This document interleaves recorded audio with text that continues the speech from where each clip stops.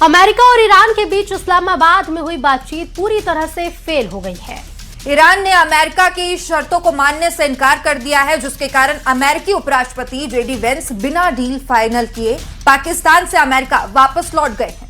अमेरिकी डेलीगेशन की वापसी से पहले जेडी वेंस खुद मीडिया के सामने आए और उन्होंने कहा कि बुरी खबर है कि ईरान के साथ बातचीत फेल हो गई है, क्योंकि ईरान ने अमेरिकी शर्तों को मानने से इनकार कर दिया। खासकर कि अमेरिका परमाणु कार्यक्रम पर करार चाहता था, लेकिन ईरान ने सिरे से खारिज कर दिया है। वार्ता फेल होने के बाद लेबनान में ताबड़तोड़ हमले की भी एक बड़ी वजह मानी जा रही है, क्योंकि इजरायल ने बातचीत के दौरान भी लेबनान पर कई हमले किए। हॉर्मुज पर नाकेबंदी को लेकर भी विवाद बढ़ता जा रहा है, क्योंकि ईरान पीछे हटने को तैयार नहीं है।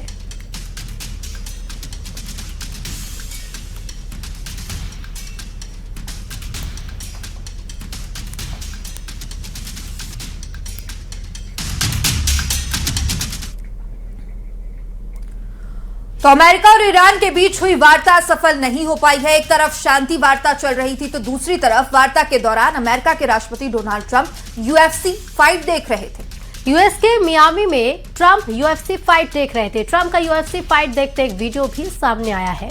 तो उधर ईरान से वार्ता फेल होने के बाद यूएस आर्मी एक्शन में है। इजराइल में अमेरिकी सेना के बड़े जंगी जहाज भी उतरे हैं।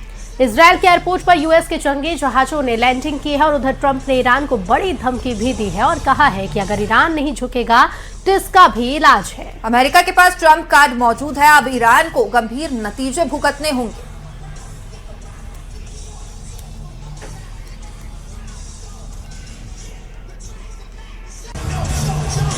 तो अमेरिका और ईरान के बीच हुई वार्ता सफल नहीं हो पाई है, तो अब लोगों के जहन में सवाल यही है कि आगे क्या होगा।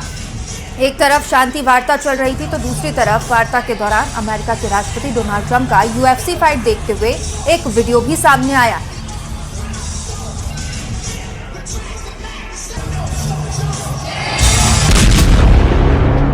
सीज फायर के दौर का पहला और सबसे अहम पड़ाव यानी पाकिस्तान का शहर इस्लामाबाद। पूरी दुनिया की नजरें उन चेहरों पर टिकी थी जिन्हें शांति वार्ता से पहले गर्मजोशी से गले लगते हुए और हाथ मिलाते हुए देखा गया था।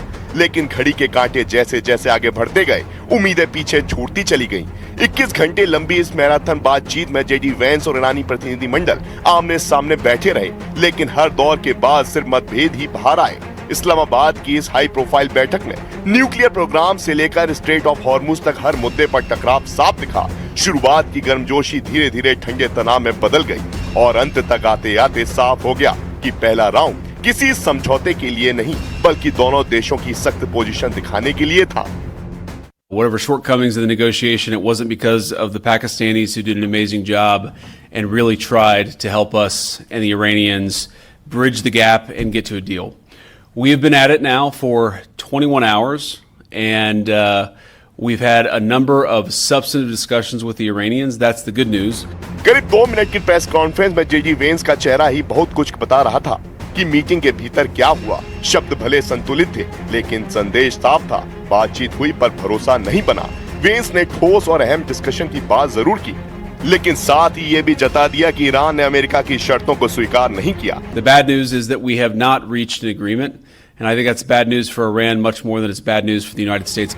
इस शांति वार्ता के 5 सबसे अहम मुद्दे थे। पहला, ईरान का परमाणु कार्यक्रम, जहां अमेरिका साफ प्रतिबद्धता चाहता है कि परमाणु हथियार नहीं बनेंगे। दूसरा, स्ट्रेट ऑफ हॉर्मुज, दुनिया की तेल सप्लाई की लाइफलाइन, जिसे हर हाल में खुला रहना जरूरी है। तीसरा, लेबनान में संघर्ष विराम, खासकर हिजबुल्लाह की भूमिका को लेकर। चौथा, आर्थिक प्रतिबंध और ईरान के फ्रीज एसेट्स, जिन्हें तेहरान वापस चाहता है। और पांचवा, पूरे मिडिल ईस्ट की क्षेत्रीय सुरक्षा, जहां हर कदम का असर कई देशों पर पड़ता है। America. So we go back to the United States having not come to an agreement. We've made very clear what our red lines are, what things we're willing to accommodate them on, and what things we're not willing to accommodate them on. And we've made that as clear as we possibly could, and they have chosen not to accept our terms. यही नहीं, JD Vance ने साफ शब्दों में एक लाल रेखा भी खींच दी। उनका कहना था कि अमेरिका को सिर्फ आश्वासन नहीं, बल्कि ठोस और स्पष्ट कमिटमेंट चाहिए कि ईरान ना तो परमाणु हथियार बनाएगा, ना ही ऐसे साधन जुटाएगा जिससे वह तेजी से हथियार बना सके। दूसरी तरफ ईरान का रुख भी उतना ही सख्त रहा। ईरानी मीडिया, खासकर फास्ट न्यूज एजेंसी के मुताबिक बातचीत का नतीजा इस बात पर निर्भर करेगा कि अमेरिका अपनी गैर तार्किक मांगों में बदलाव करता है या नहीं। यानी दोनों तरफ शर्तें भी कड़ी हैं और रुख भी अड़ा हुआ। यही वजह रही कि पहला राउंड खत्म हुआ, लेकिन टकराव जस का तस बना रहा।